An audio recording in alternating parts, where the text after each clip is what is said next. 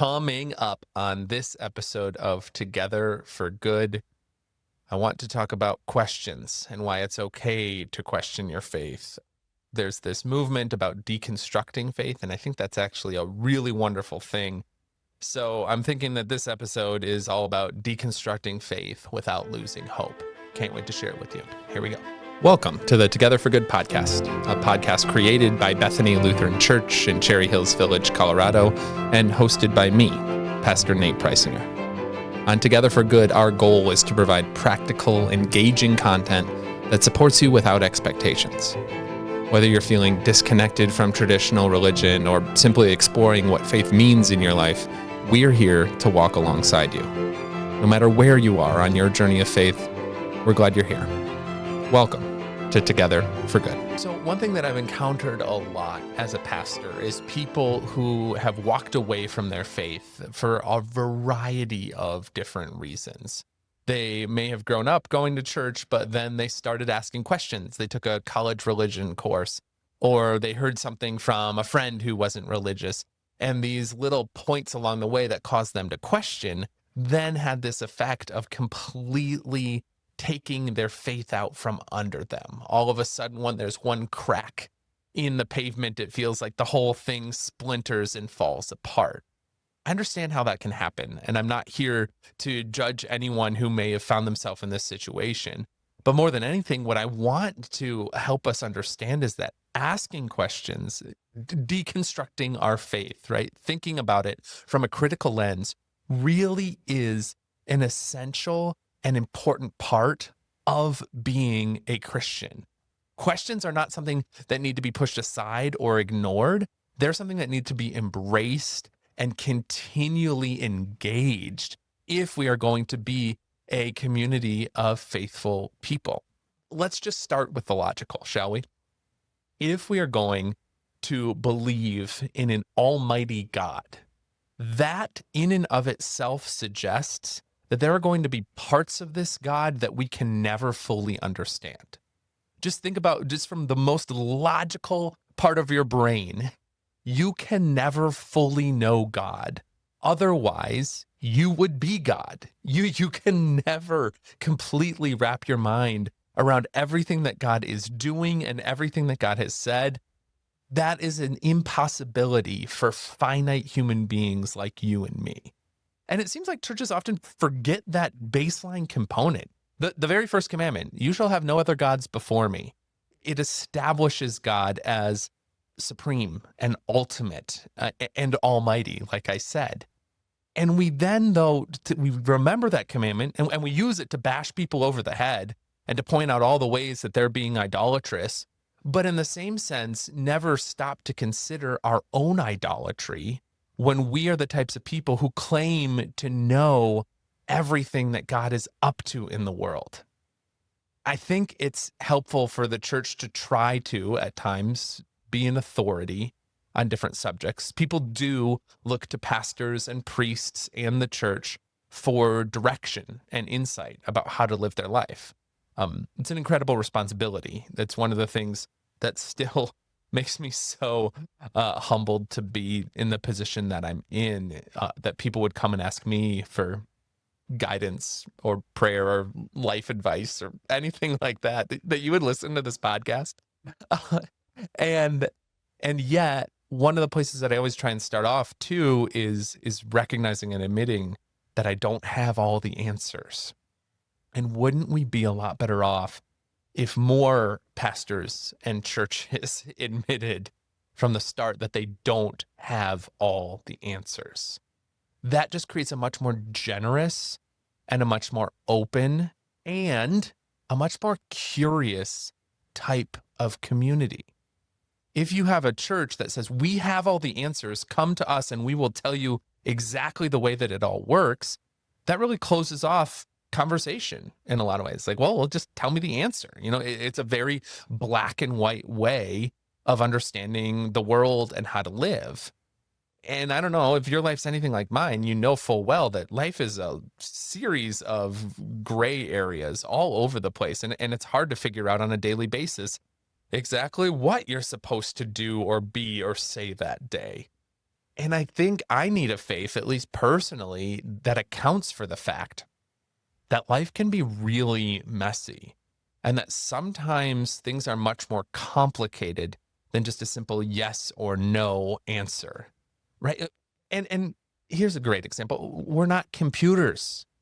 Computers are, you use the binary system, right? It's a 1 or a 0. The switch is on or the switch is off. And that's what a black and white world would be like. Just us moving along as computers. But human beings are so much more complex than computers. There's so much more to us than just, is it right or is it wrong? Yes, in a lot of things, there are rights and wrongs. I'm not trying to just advocate for a complete relativist state. What I am saying is that humans are composed of so many complicating factors. There is the family that you were raised in and how your childhood affects who you are today. And there are the books that you've read and the classes that you've taken and the friends that you have. There's also your biology, right? Is it nature or is it nurture is the age-old debate, and the answer is yes, it's both. It is not only in your DNA, but it's also how you've been raised and who you've spent the majority of your time with. It's the traumatic experiences that you've had and how you've decided to process them. All of this complicated soup adds up to the person that you are. And so you need a faith, or I need a faith at least, that accounts for the fact that human beings are incredibly complex. And in the same moment, a faith that accounts for the fact that God is so much bigger than I can understand. I hope you're seeing how these two factors lead to a faith that embraces questioning. If God is always bigger than I can understand, and my life is always much more complicated than a simple answer, well then yes, of course, a life of faith is going to include asking lots of questions and wondering, and as I said earlier, being curious about this life that we've been given, being curious about this God who created everything. But it goes so much further than that as well. If the church were to be a place where it felt safe to ask questions and to wonder together, think about how much more vibrant that community would be. Because when you have a nagging question in your life, you want to talk about it. It's torture to keep that question locked up inside. It's torture to just be muddling it over in your head all the time, thinking that it's too risky to actually voice these concerns or these curiosities. What's so freeing is when you finally find that person who you feel safe to talk to and to say like, hey, have you ever struggled with this? Have you ever wondered about that? You see, we need a faith that can create communities that are safe enough to ask our questions. It's not healthy, I don't think, for the church to just always be the place, just the answer machine. Like if you have a nagging question, like, no, stop asking questions. This is the way it's supposed to be. That doesn't create space for community. It creates more robots, people who just say, this is the answer. This is what I will do. Stop asking questions. You have to have a place in people who can struggle with the nuance of it all. Even if the church is to be giving clear answers and directions, which at times I think it should, absolutely. But then within that, for people to still feel like it's safe enough to wonder about that, because that'll actually make the answers stronger. If you've ever been a part of a group project, you know that they're really frustrating. That's what we probably should say first, that they're really frustrating and that it's hard to work together with other people. And in the same sense, I hope you've had the experience at least of working in a group and creating something better than you ever could have created on your own. And so, yeah, what if the church could have better answers? Again, nothing against the church being the type of place that gives people answers and directions for their life. Of course, that's what we do on this podcast all the time. It's what I do in my sermons and in the devotionals that I write. Yes, and those answers get better when I talk about them with other people. Let me give you an example. When I write my sermons, it is a conversation with so many people before I stand up on Sunday morning and deliver my 10-minute homily. It starts with me reading a whole bunch of commentaries. I have this really great set of commentaries that I love, and I always go through the readings in the commentaries first. And so this is me, getting input from scholars, people who have committed their life, their professional career to studying the nuances of these ancient texts. And then I take that and I try and write my insights in my own words. So there's this first conversation happening between me and the scholars. And then I bring my notes to a Bible study that we do here at Bethany every week. If you're the preacher, you lead Tuesday morning Bible study. And so I show up on Tuesday morning with my notes, with this conversation I've had with the scholars, and I share it with this group of 10 people or so that show up on a Tuesday morning to spend time with me. And we talk together about what this passage might mean. And I share with them the insights, and they add their own insights. So now the conversation has grown to be this collection of 10 people at least conversing with the conversation that I originally had with the scholars. And then I take all of that and I think about stories from my life and experiences that I've had, and I talk through it maybe with my wife a little bit or with other pastors or colleagues that I have. And I also, obviously, I'm constantly thinking about the stories of the congregation where I serve, where I'll be delivering this sermon.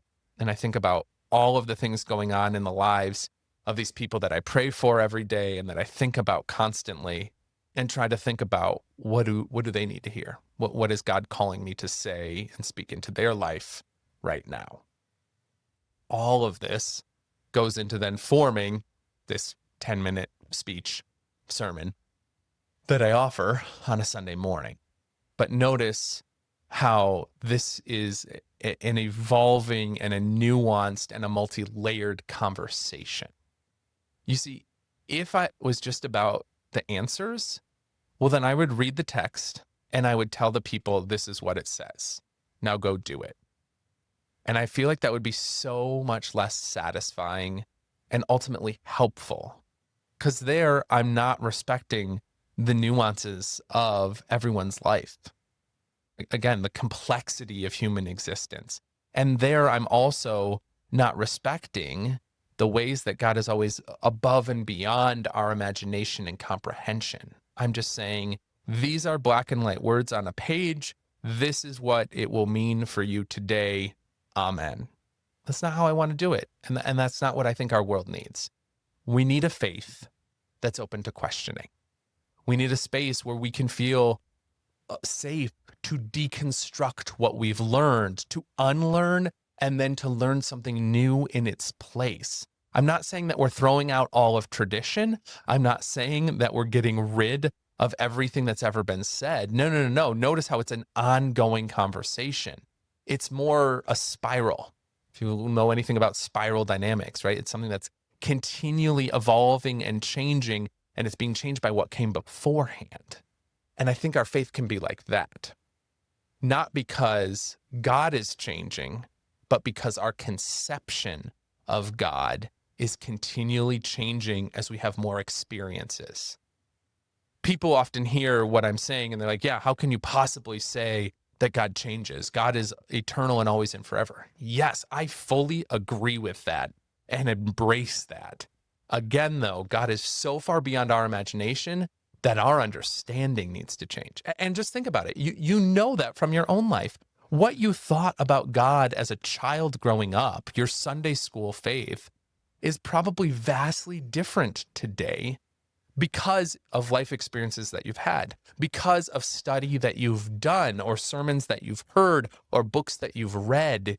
The spiral has grown and grown and grown. And so what you might have originally believed about God in Sunday school class, that God is this man with a big white beard sitting in the sky who watches over me, you know what? It was wonderful and comforting, especially for a 5-year-old who's going into kindergarten for the first time and is scared. What a comforting thought that there's this old man in the sky watching over me while I do this scary thing. But you know what? That needed to evolve. Just as your thinking in kindergarten needed to evolve to where it is today, your life of faith needed to evolve. And so you in your own little ways, deconstructed that idea and came to see God as something so much bigger than just a person. Because you realize that people are fallible and flawed. Even your grandfather, who looked a lot like God in your mind when you were in kindergarten, you learned as you grew older that he was a flawed person. And somehow it made you love him more because you realized that you don't need to be perfect because he wasn't perfect. But then that meant also that your understanding of God needed to evolve.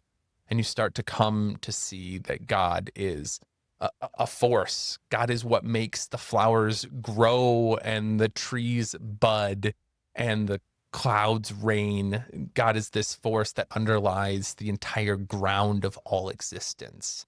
And so everything you do is touched by the very presence of God, even when you don't realize it. Just notice in that little anecdote how the ideas evolve. Faith gets deconstructed, but then it gets rebuilt into something more generous, more beautiful, more helpful for what you're going through as a mature adult.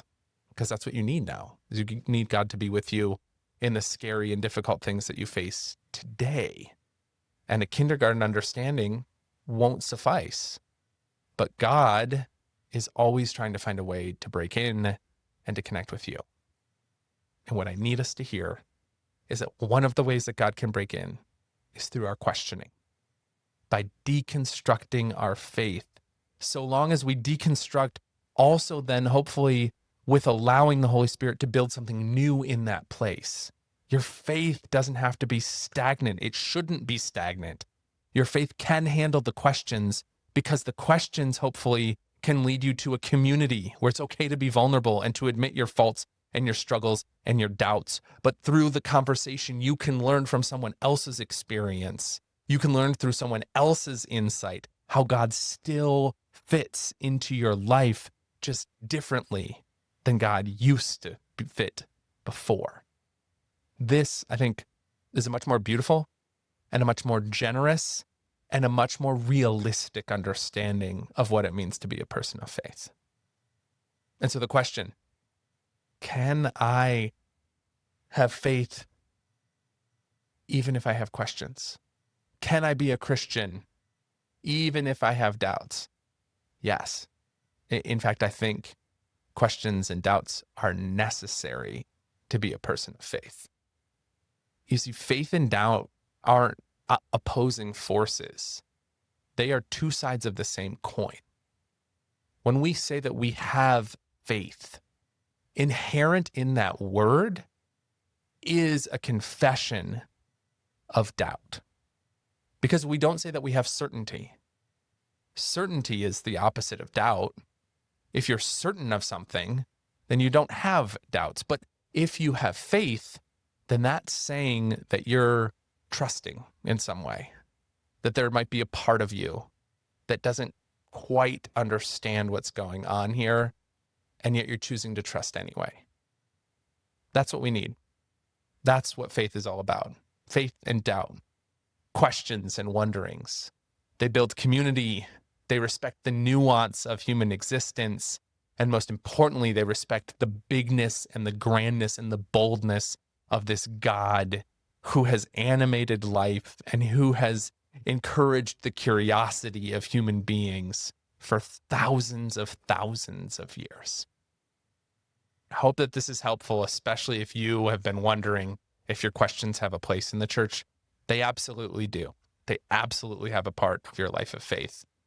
Please, if you've got questions or further wonderings, I'd love to hear from you, to be a conversation partner with you as we struggle through these things. Those are some of my favorite emails to get. Feel free to reach out to me. But thank you for listening. Please share this with a family member or a friend, someone who might be struggling with their doubts and questions, to help them know that it's okay, that they're doing a good job if they're asking the questions.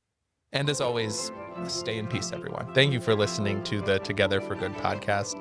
If you'd like more resources for your walk of faith, please visit our website, bethany-denver.org, or download our mobile app by searching Bethany Connect in your phone's app store.